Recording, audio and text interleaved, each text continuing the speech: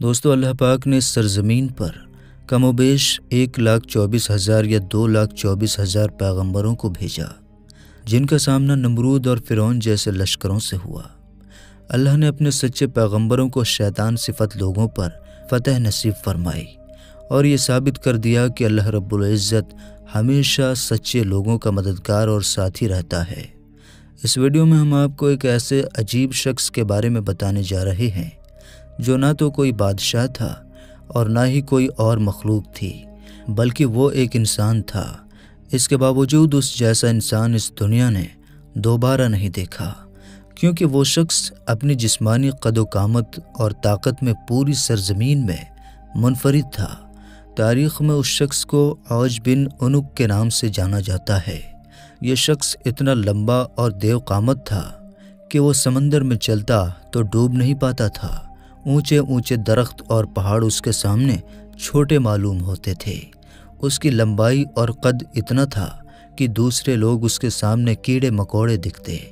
دراصل عوج بن عنق حضرت آدم علیہ السلام کا نواسہ تھا، جو حضرت آدم علیہ السلام کی بیٹی صفورہ کے وطن سے پیدا ہوا تھا۔ عوج بن عنق بچپن سے ہی اپنے ہم عمر بچوں سے زیادہ دراز قد اور مضبوط نظر آتا تھا، اور جب جوان ہوا تو اس کی لمبائی غیر معمولی بڑھتی چلی گئی۔ روایتوں کے مطابق اس کا قد 80 ہاتھ تھا۔ عوج بن عنق نہایت ہی سرکش اور جابر شخص تھا۔ بعض روایتوں میں آتا ہے کہ عوج بن عنق کا تعلق قوم عاد سے تھا۔ وہ قوم عاد پر عذاب کے بعد باقی بچنے والے لوگوں میں سے تھا، کیونکہ قوم عاد جسمانی طور سے لمبے اور طاقتور لوگ ہوتے تھے، اس لیے عوج بن عنق نے بھی ویسی ہی جسمانی بناوٹ پائی تھی۔ حضرت ابن عمر رضی اللہ تعالی عنہ فرمایا کرتے تھے کہ عوج بن عنق اس قدر لمبا تھا کہ وہ سمندر کے نیچے ہاتھ ڈال کر مچھلی پکڑ لیتا اور اسے سورج کے قریب کر کے بھون کر کھاتا تھا۔ جب پیاس لگتی تو وہ بادلوں کو اپنی لاٹھی سے ہانکتا اور بادلوں سے ہی پانی پی لیتا تھا۔ کہتے ہیں کہ حضرت نوح علیہ السلام کے زمانے میں عوج بن عنق موجود تھا۔ جب حضرت نوح علیہ السلام عظیم طوفان سے پہلے کشتی تیار کر رہے تھے تو آپ کو کشتی بنانے کے لیے ساگوان کی لکڑی کی ضرورت پڑی، مگر اس لکڑی کو اٹھا کر لانا ناممکن تھا، لہٰذا عوج نے آپ کی مدد کی اور وہ ان لکڑیوں کو ملک شام سے اٹھا کر لایا۔ لہٰذا اللہ پاک نے اس کے اس عمل سے خوش ہو کر اسے غرق ہونے سے نجات دے دی۔ جبکہ بعض لوگوں نے لکھا ہے کہ عوج نے حضرت نوح علیہ السلام پر ایمان نہ لایا تھا اور آپ کی کشتی میں سوار ہونے سے انکار کر دیا تھا۔ اس کے باوجود وہ سیلاب سے بچ نکلا، کیونکہ طوفان نوح کے وقت پانی صرف اس کی کمر تک آتا تھا۔ مگر بعض علماء نے اس بات کو سخت منع کیا ہے، کیونکہ قرآن کی آیتوں کے مطابق طوفان نوح کے بعد حضرت نوح علیہ السلام کی کشتی میں سوار ہونے والے پہلے ایمان کے سوا کوئی شخص بھی زمین پر باقی نہ بچا تھا۔ میرے دوستو، اس ٹاپک پر حضرت امام سیوطی نے ایک رسالہ لکھا ہے، جس میں انہوں نے عوج بن عنق کی شخصیت کے متعلق بہت کچھ تحریر فرمایا ہے۔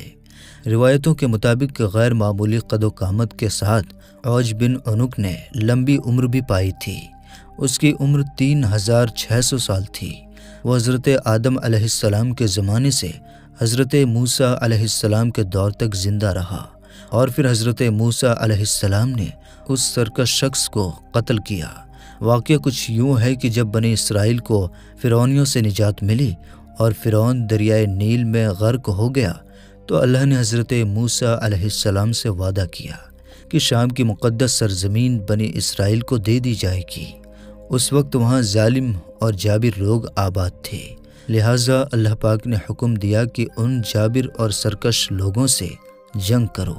اللہ پاک نے موسیٰ علیہ السلام سے فتح کا وعدہ کیا تھا۔ حضرت موسیٰ علیہ السلام پر حکم نازل ہوا کہ بنی اسرائیل کے 12 قبیلوں سے 12 افراد کو چن لیا جائے اور انہیں سردار منتخب کیا جائے۔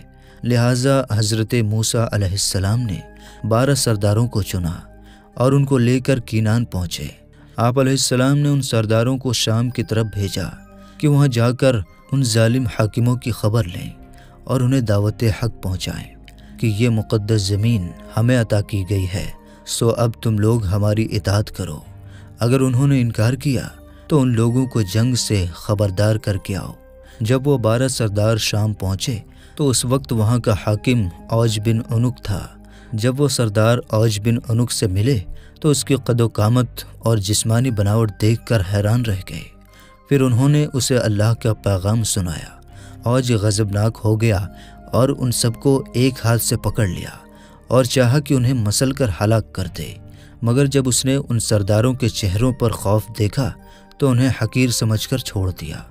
جب وہ سردار اپنی قوم میں واپس آئے تو حضرت موسیٰ علیہ السلام سے وہاں کا حال بیان کیا اور یہ بھی بتایا کہ وہاں کے پھل بھی بہت بڑے بڑے ہیں۔ انار کا صرف ایک دانہ ایک آدمی کا پیٹ بھرنے کے لیے کافی ہے۔ اس پر حضرت موسیٰ علیہ السلام نے ان تمام سرداروں سے کہا کہ تم قوم کے پاس ملک شام کی خوبیاں بیان کرنا اور دشمن کی طاقت و قوت بیان نہ کرنا، لیکن حضرت موسیٰ علیہ السلام کے اس حکم پر صرف 2 لوگ یعنی یوشع بن نون اور قالود بن قدادہ ہی قائم رہے۔ باقی تمام سرداروں نے ملک شام میں بسنے والے افراد کی طاقت و قوت کا حال قوم بنی اسرائیل کو سنا دیا، جس پر بنی اسرائیل نے چاہا کہ وہ وہاں نہ جائیں۔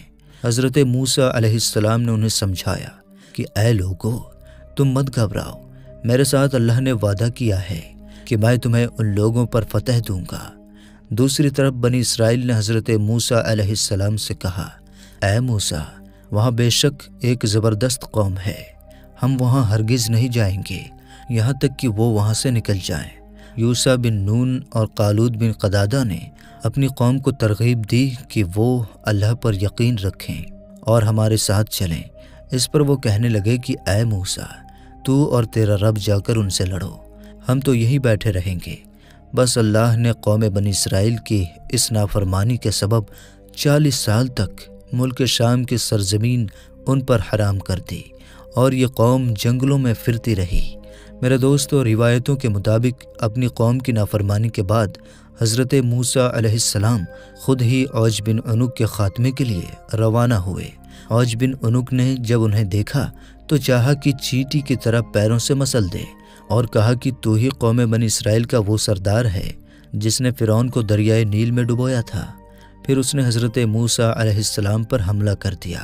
حضرت موسیٰ علیہ السلام نے بھی جوابی حملہ کیا اور 10 گز اوپر اچھل کر اس کے ٹخنوں پر عصا مارا۔ یہ ضرب ایسی تھی کہ اوج بن عنق نامی یہ پہاڑ جیسا شخص وہیں گر کر مر گیا۔ کہتے ہیں کہ اس کی لاش 40 سال تک وہیں زمین پر پڑی رہی۔ اس عرصے میں اس کے جسم کا گوشت گل کر صرف ڈھانچہ رہ گیا۔ جب حضرت موسیٰ علیہ السلام اور حضرت ہارون علیہ السلام وہاں سے واپس لوٹے تو اس کے ڈھانچے کو اٹھا کر دریائے نیل پر رکھ دیا گیا اور ایک لمبے وقت تک وہ ڈھانچہ دریائے نیل پر پل کا کام انجام دیتا رہا۔ میرے دوست، مخلوق کتنی ہی سرکش اور قداور ہو، جب اللہ کی پکڑ ہوتی ہے تو اس کی طاقت و قوت ریت کے مانند ڈھیر ہو کر رہ جاتی ہے، اور یہ واقعات بعد میں آنے والی قوموں کے لیے عبرت کے نشان بن جاتے ہیں۔ دوستو، اوج بن عنق کا کردار کتنا سچا اور کتنی کہانی ہے، یہ تو صرف اللہ ہی جانتا ہے، لیکن اس واقعے سے ہمیں یہ سبق ملتا ہے کہ مخلوق کتنی ہی طاقتور اور سرکش کیوں نہ ہو، جب اللہ کی پکڑ اور عذاب آتا ہے تو اسے کوئی نہیں بچا سکتا۔